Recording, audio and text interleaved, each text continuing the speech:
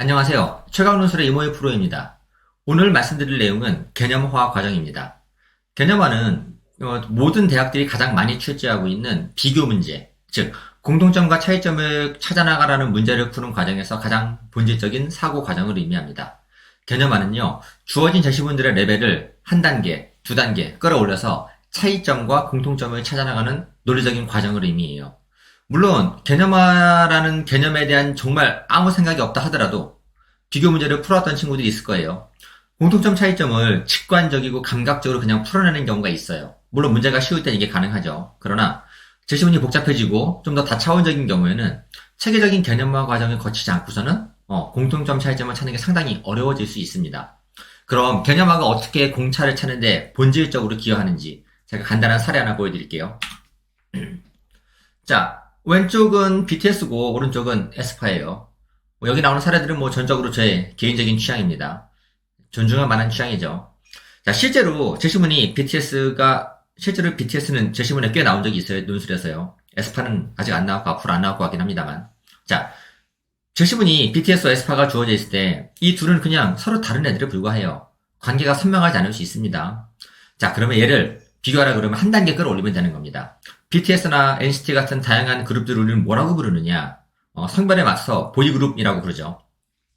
오른쪽에 에스파 같은 이런 그룹들은 뭐라고 부르냐? 역시 걸그룹이라고 부를 수 있을 것 같아요. 즉 상위 개념으로 도식화하는 과정입니다. 그래서 실제 제시문에서 한 단계 올라가면 BTS의 반대말은 에스파가 안 되지만 보이그룹의 반대말은 걸그룹이 되면서 선명한 대립 과정이 이루어지는 겁니다. 여기가 차이점과 무로 만나는 부분이에요. 한 번 더 올라가면 뭐가 나오냐? 보이그룹과 걸그룹에서 반대가 같은 제시문은 그 위로 올라가면 이 둘을 포괄하는 아이돌 그룹에서 만나게 되는 겁니다. 즉 하단에 내가 받은 제시문을 한 번 끌어올리면 차이점이 나오고 또 한 번 끌어올리면 공통점이 나온다는 겁니다. 여기서 중요한 건 차이점에서 보이그룹과 걸그룹을 항상 선명한 대립관계를 이루고 있어야 된다는 점입니다. 이게 기본적으로 개념화를 통해서 공차를 찾아나가는 과정인데 제시문이 뭐가 나오건 어떤 관념과 사례를 들건 간에 개념화 과정을 통해서 공차를 찾아내는 건 무조건 가능합니다. 여기엔 예외가 없어요. 모든 문제들은 개념화를 요구하고 있어요. 다만 문제가 쉬우면은 본인이 개념화를 안 한다고 착각하는 것뿐인 거지 본인도 모르는 사이에 빠른 시간 내에 나도 모르는 사이에 개념화 과정을 통해서 답을 찾아나가고 있는 겁니다. 그러면 조금 더 복잡한 거 한번 가볼까요? 자, 이거는 하나의 사례였고요. 이거 한번 보죠. 다음 두 제시문을 비교하시오. 이거 2대 기출문제를 제가 조금 단순하게 제시문을 정리해봤어요. 가. 소말리아 사회에서 족보의 암기는 인생에 큰 도움이 될 수 있다. 그래서 할머니는 회초리를 들어서라도 손녀에게 족보의 암기를 강요했다. 이거랑 나. 남편이 세상을 뛰면 아내가 그 뒤를 따르는 건 당연한 도리였다.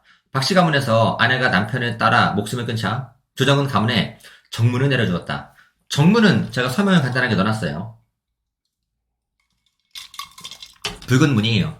충신, 효녀, 연례들이 나오면은 그 집 안에다가 집 앞에다가 세워주는 빨간 문을 정문이라고 부르는 거죠. 본질은 뭐냐? 할머니도 원하는 게 있고 조정도 원하는 게 있어요. 할머니는 소녀를 변화시키기 위해서, 조정은 여성들을 변화시키기 위해서 사용하는 수단이 있어요.